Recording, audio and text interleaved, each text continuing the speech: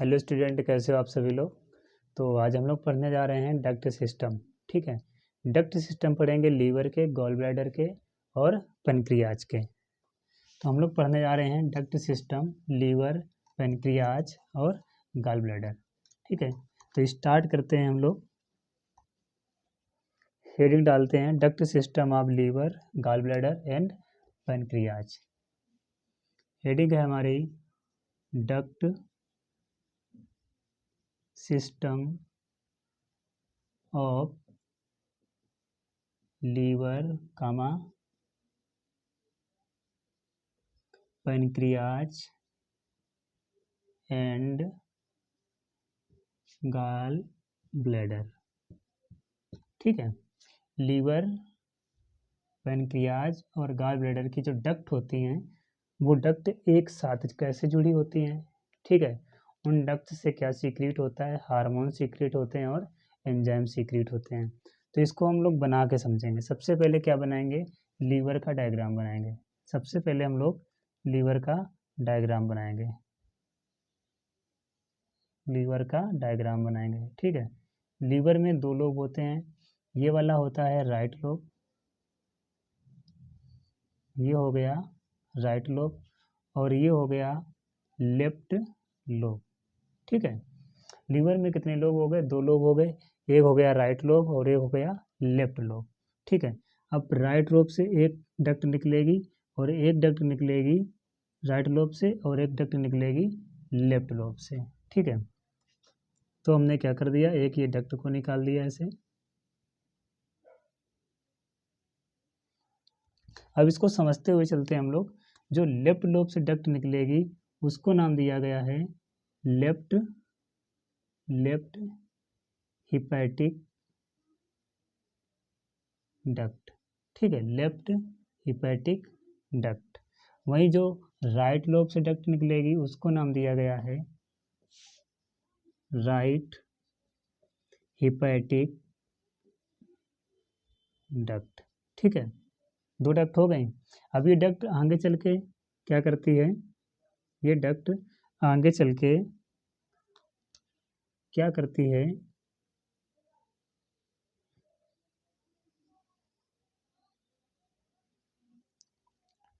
Gall bladder से जुड़ती है। ठीक है, अब इस डक्ट को क्या बोला जाएगा, गॉल ब्लैडर की जो डक्ट है इसको बोला जाएगा सिस्टिक डक्ट।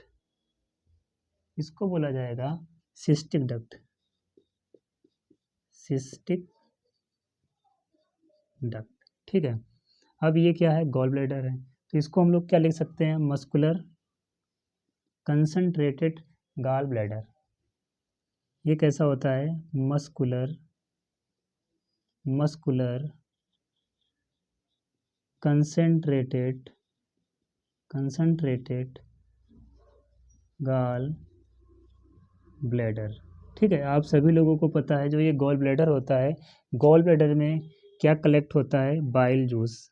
ठीक है, क्या कलेक्ट होता है यहाँ पे, बाइल जूस कलेक्ट होता है या स्टोर होता है। ठीक है, अब गॉल ब्लैडर से क्या निकलता है, बाइल जूस निकलेगा। इधर से क्या निकलेगा, bile juice. Right hepatic duct से क्या निकलेगा, बाइल जूस। लेफ्ट लोब से क्या निकलेगा, bile juice.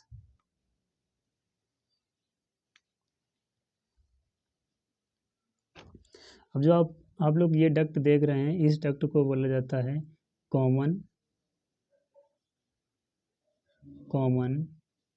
Hepatic duct, common hepatic bile duct, common hepatic bile duct. ठीक है, इस डक्ट को जाना जाता है कॉमन हिपैटिक बाइल डक्ट के नाम से। और ये जो डक्ट होती है आगे चल के ऐसे चलती है। ठीक है, ये डक्ट आगे बढ़ती है और ये डक्ट सीधा चली जाती है किसमें, पैनक्रियाज में। ये क्या बन गया, पैनक्रियाज बन गया। ठीक है, तो इस डक्ट को बोला जाता है पैनक्रियाटिक डक्ट। इसको बोलोगे पैनक्रियाटिक डक्ट। ठीक है, इसका दूसरा नाम होता है क्या, duct of Wilson, duct of Wilson, duct of Wilson. ठीक है। अब जो ये पैनक्रियाटिक डक्ट आप लोग देख रहे हैं, इस पैनक्रियाटिक डक्ट में क्या होता है, इस पैनक्रियाटिक डक्ट में बनते हैं पैनक्रियाटिक जूस। इस डक्ट में बनते हैं पैनक्रियाटिक जूस, पैनक्रियाटिक जूस बनेंगे, जो कि किस फॉर्म में होंगे, इनएक्टिव फॉर्म में होंगे। ठीक है। और उसे एक्टिवेट करने के लिए किसकी आवश्यकता पड़ती है, HCl की, हाइड्रोक्लोरिक एसिड, जो कहाँ से रिलीज होते हैं, हमारे स्टोमक से। ठीक है, पेप्टिक सेल से रिलीज होते हैं। अब होता क्या है, ये जो आपको देख रहे हैं पैनक्रियाटिक डक्ट, ये पैनक्रियाटिक डक्ट यहाँ से निकलेगी ऐसे, और ये निकलेगी हिपैटिक डक्ट।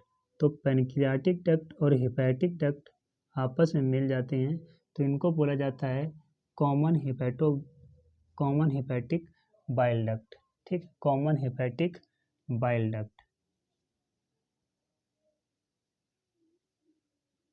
इसको बोला जाता है, इसको बोला जाता है कॉमन हिपैटिक बाइल डक्ट। क्या बोलोगे, common hepatic bile duct.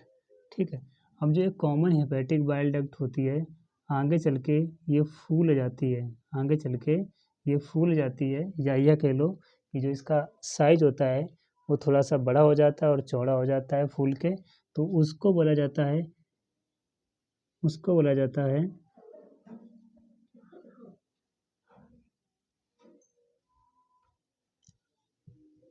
Ampulla of water. ठीक है। जो ये फूला हुआ भाग होता है, इसको बोला जाता है एम्पुला ऑफ वाटर। अब आप लोगों को पता है कि ये जो डक्ट होती है किससे मिली होती है, सी शेप्ड डिओडिनम होता है, सी शेप्ड डिओडिनम होता है, वहाँ पे जाके ये डक्ट मिलती है। ठीक है।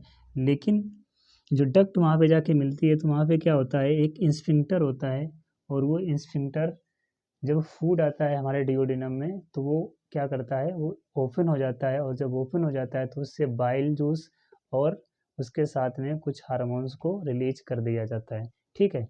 अब वो बाइल जूस और हार्मोन्स कहाँ पे चले जाते हैं, हमारे डिओडिनम में चले जाते हैं। तो ये हमने क्या बना दिया, डिओडिनम, डिओडिनम। ठीक है, ये बना दिया हमने क्या, डिओडिनम। अब यहाँ पे इंस्फिंक्टर एक प्रेजेंट होता है, और उस इंस्फिंक्टर का काम क्या होता है, कॉन्ट्रैक्ट करना और रिलैक्स करना। जब फूड आता है तो वो क्या करता है, रिलैक्स हो जाता है, और जैसे ही रिलैक्स होता है तो ये इंस्फिंक्टर आप देख रहे हैं, ये ओपन हो जाता है, और ओपन होने पे यहाँ से बाइल जूस और कुछ पैनक्रियाटिक जूस निकल कर आते हैं, और भोजन को डाइजेस्ट करना शुरू कर देते हैं। ठीक है। तो इस इंस्फिंक्टर को क्या बोला जाता है, इस इंस्फिंक्टर को बोला जाता है स्फिंक्टर ऑफ ओडाई,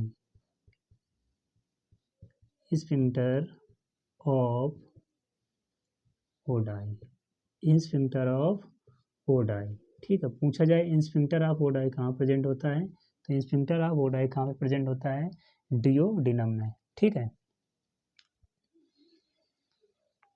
तो हम लोग क्या पढ़ रहे थे, duct system of liver, pancreas, gall bladder. ठीक है। तो हमने क्या बनाया, लीवर बना लिया। लीवर में दो लोब, लेफ्ट लोब हो गया, ये वाला राइट लोब हो गया।